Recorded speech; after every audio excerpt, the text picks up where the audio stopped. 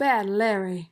No, this isn't Rorschach attacking Spider-Man. No, that character wasn't created until 1986. But clearly it's a direct knockoff of this guy, am I right? What's up, everyone? Welcome to the Bad Larry Kingdom. I'm your host, Bad Larry, and this issue covers The Amazing Spider-Man number 26, dated July of 1965. Last issue, Aunt May confiscated Peter's Spider-Man costume, and now Peter has to sneak around his own house to try and find it. No luck. That bag of bones hid it well, probably in her own room, which makes sense, or in the trash. Either way, that's a tomorrow problem to deal with. The great feature of the older comics is they really jump to the point. Green Goblin and the Crime Master did a little, I'll show you mine if you show me yours, in regards to their real identities in order to share the crown of crime. Well, Green Goblin is getting double-crossed. The Crime Master has pulled the rug on the deal, saying there can only be one king, and it's gonna be me. Green Goblin knows he got played, but he can't risk testing the Crime Master as they have mutual destruction evidence, so he has to go cry in the corner. Meanwhile, the Crime Master starts his takeover plan. In the underworld, the bigger the bite in the dog means the dog is the alpha. This is the plan. Bite enough criminals and force them to work for you. That is some super grip, holding on to a rope one-handed, several stories in the air. Okay, old mate tosses what seems to be a bomb through the window. It's not. For gangsters, they're a bit of scaredy cats, right? The first bite has been taken. The first mob crew is shaken and have to make a choice: defy the Crime Master or join him. Now it's off to the next one, the next little doggy to take a bite out of. The Crime Master calls up another mob boss, shows him how easy it is to blow up his car right outside his house. Same scenario: fall in line or defy and pay the consequences. Fast forward, we see the Crime Master has executed the same strategy for the top 6 crime bosses. And now they're all deciding if they will fall in line or fight. What y'all think they're going to do? It's not like it's a big reveal what the Crime Master is Frederick Foswell, right? I mean, we all kind of knew that, right? Which is why Green Goblin can't break their truce. Frederick Foswell works at the Bugle and can totally ruin Green Goblin's persona through the newspapers. Peter tries to charm Aunt May into revealing where she hid that old costume. Hey, where'd you hide the costume, old auntie? Well, she ain't buying it. Shuts him down lickety split. So what's Peter gonna do without a Spider-Man costume?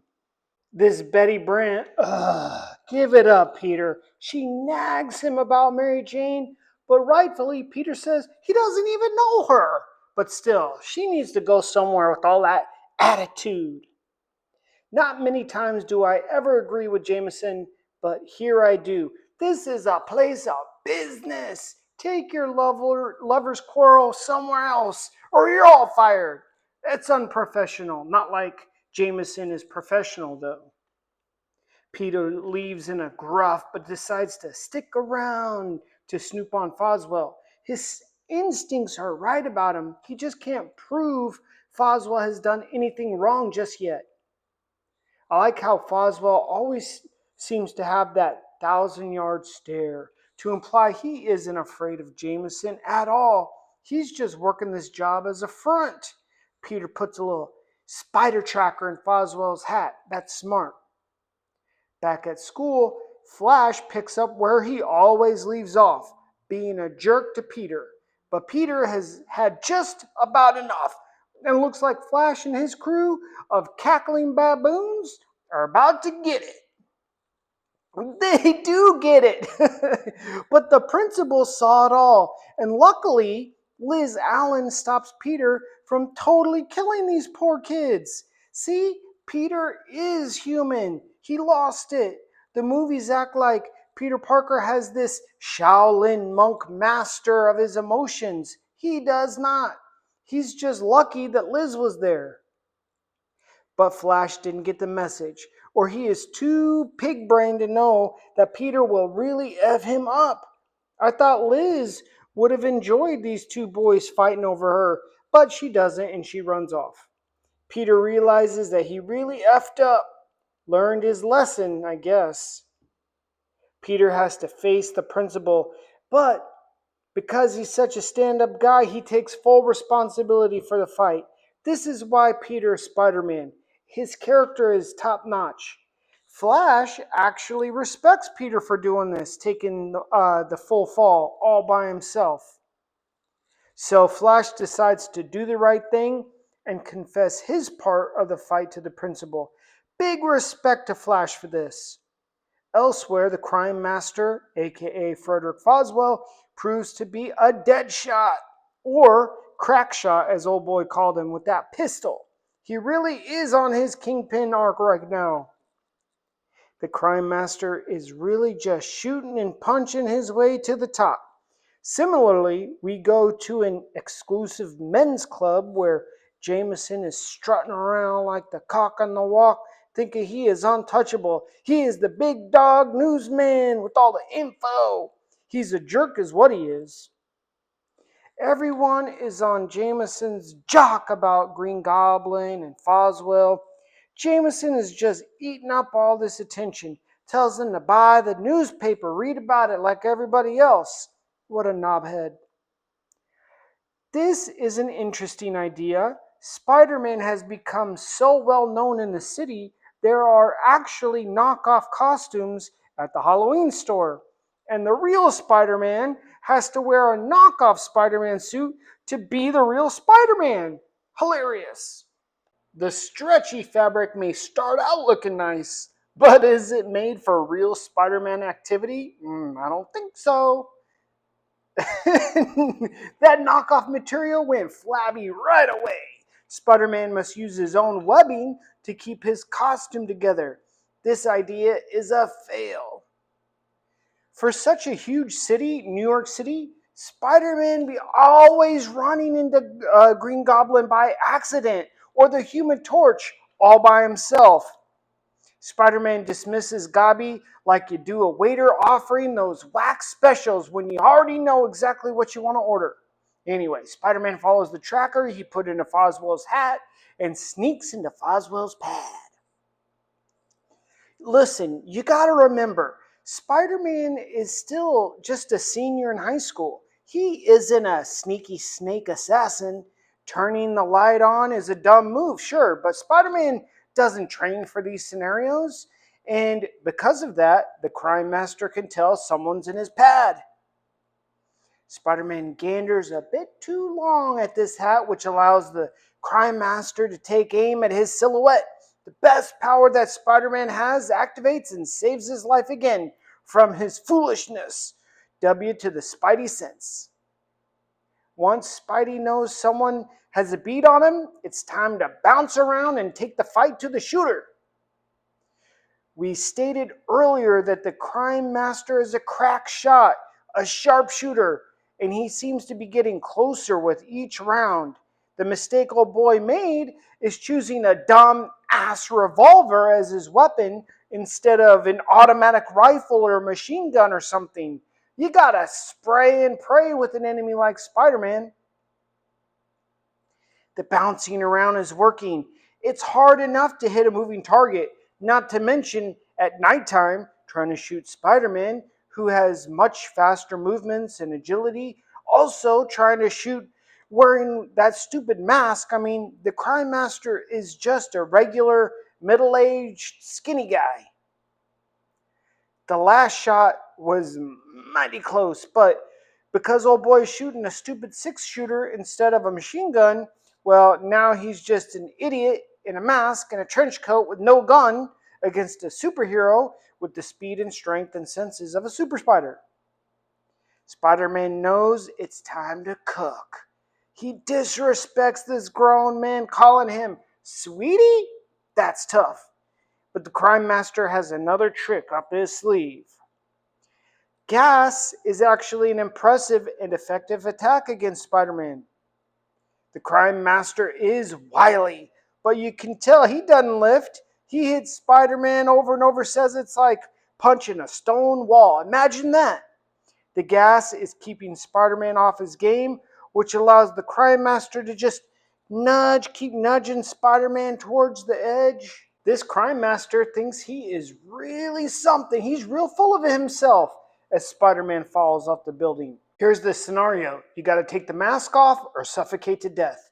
Now that Peter can finally breathe again, he can make his counterattack. The crime master walks off, like you do, without verifying Spider-Man is actually dead. Typical bad guy behavior. It's funny to see the sloppy suit exposing Peter's wrists. Spider-Man's able to web up to a building just in the nick of time. Peter recovers, but just a bit too late. The crime master has mastered the escape and evade process. What is this? The third, fourth time Spider-Man has had to web up this janky suit because it's a sloppy mess? Spider-Man's plan is to try and get the suit he left on the roof last issue. He thinks J. Jonah Jameson has it. Makes sense, actually. Well, the backup suit is not in Jameson's office. So what's Spider-Man going to do now with this whack costume? I will say, the way Spider-Man is reading this note with his hip popped out, it's a little sus, to be fair. I love how Jameson knows he can't do anything to Spider-Man. His body language shows he's comfortable being around Spider-Man because what's he going to do? Jameson tells Spider-Man that Smythe, the guy who created the robot in last issue, is the one who actually has the costume, Spider-Man's costume, and tells Spider-Man to go piss off. The wonky knockoff mask has got to be super annoying. He's used to a custom mask and has to deal with this trash mask. He needs to web up the neck so it's not flapping around like a fart in the wind. Spider-Man decides to go back to Foswell's place for some reason. Why? Instead of going to Smythe's. Like, that's what he needs to do. But he sees a map that's clearly marked off for some sort of super meeting. I guess that's where Spider-Man's supposed to head to. The crime master gets one of the mob bosses to fall in line, tells them to spread the word on the meeting spot. Well, of course, the word spreads as it does, and the local snitch, Patchy McGee, immediately calls the cops, letting them know where the plan and the place to be is. Everyone's showing up to this warehouse, waiting for the crime master like he's Beyonce or something. Man, F this crime master, whack, old boy. What's the Green Goblin doing here? Where did he even come from? I guess he's got his big ears to the streets, and he would have found out about this meeting as well. The little finger zapper. You know, how does that thing work? Any of y'all know? Gobby runs from the gun, knowing the crime master's a crack shot, but the smoke makes the battle a draw.